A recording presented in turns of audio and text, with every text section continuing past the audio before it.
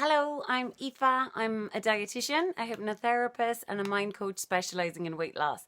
And I wanted to put this video together for you if you're struggling with your weight over Christmas. And I have 3 points today, and stay for the third because I really think it's going to be your favorite.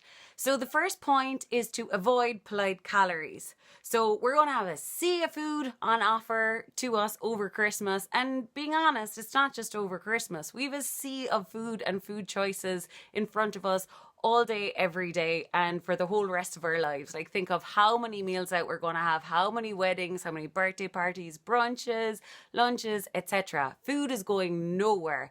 And like we know, hunger is the best sauce. You know, anything tastes amazing when you're hungry. And the opposite of that is that when you're really overfed and overstuffed, everything just starts tasting a bit blah. So, you know, at some point at Christmas, you might even already be at it, where the roses and the celebrations really taste very differently to the first day when someone brought them into the office before Christmas, you know? So we want to maintain that like high pleasure and high reward signals in our brain when we eat.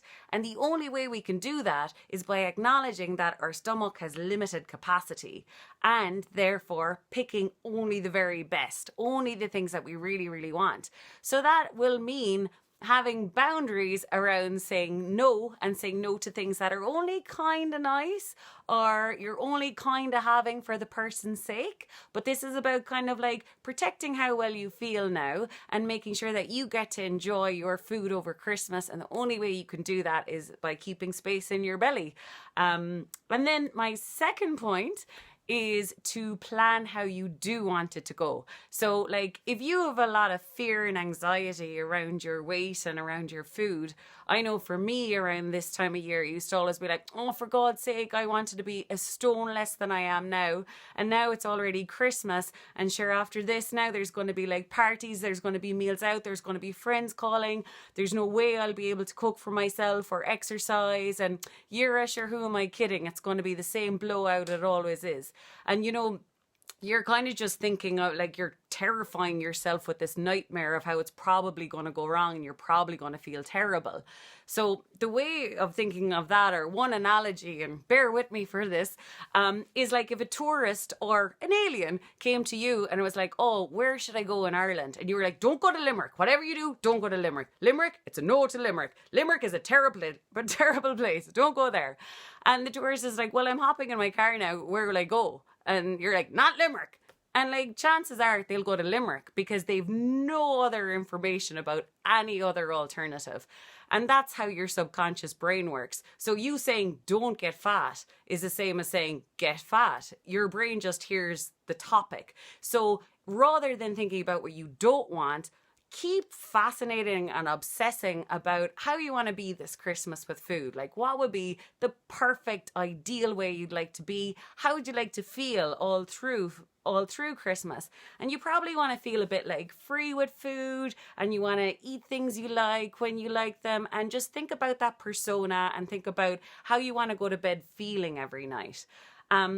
And then the third and final one is that I have realized through my work with clients and myself that sometimes it's actually the healthy foods that are putting on weight, and it's the foods that we think we should have.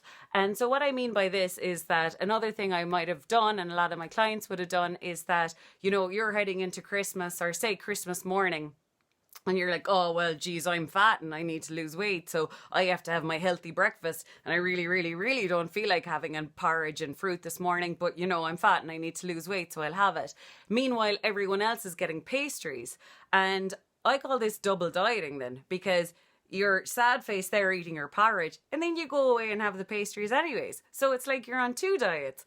And, you know, then you might have a skinny relative or a skinny friend. And you're like, how come she's always eating pastries and the things she wants? It's because that's kind of personalized nutrition or mindful eating, is that you know exactly what you want, when you want it, and it hits just the spot, and it tastes amazing, and you can stop eating. And so that's what you actually want to do. Don't eat anything out of a should eat it. And it works both ways. Equally, like if you wake up and everyone's having a fry up and stuff, and you're not hungry yet and all you want is a coffee and a banana, have it. So don't be kind of thinking, oh, well, it's Christmas, so you should have a fry every morning of Christmas. Like, so take the shoulds out of what you're eating and go with your gut in the moment. What would taste the best right now and what would feel the best after you eat it.